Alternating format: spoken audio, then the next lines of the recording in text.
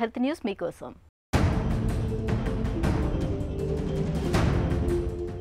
Alzheimer's, dementia ఈ మధ్య ఎక్కువగా వినిపిస్తున్న సమస్యలివి. నిజానికి ఒకప్పటితో పోలిస్తే ఈ సమస్యల తాకిడి క్రమంగా తగ్గుముఖం పడుతున్నాయని చెప్తున్నారు పరిశోధకులు. వాళ్ళు ఈ నిర్ణయానికి ఎలా ఎందుకొచ్చారో తెలియాలంటే అమెరికాలోని కాలిఫోర్నియా యూనివర్సిటీ డావిస్కు చెందిన శాస్త్రవేత్తలు చేపట్టిన ఫార్మింగ్ హార్మ్ స్టడీ గురించి తెలుసుకోవాలి.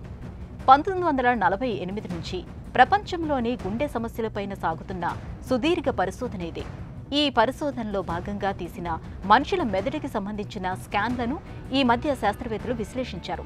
అందులో ఒక కొత్త విషయం తెలిసింది. అదేమిటంటే 1930లో పుట్టిన మానవుల కన్నా 1970 తర్వాత పుడుతున్న మనుషుల మెదడు పరిమాణం గణనీయంగా పెరుగుతుందని పరిశోధకులు గుర్తించారు. చక్కటి పోషకాహారం లభించడం, చదువులు పెరగడమే ఇందుకు కారణమని శాస్త్రవేత్తలు చెబుతున్నారు.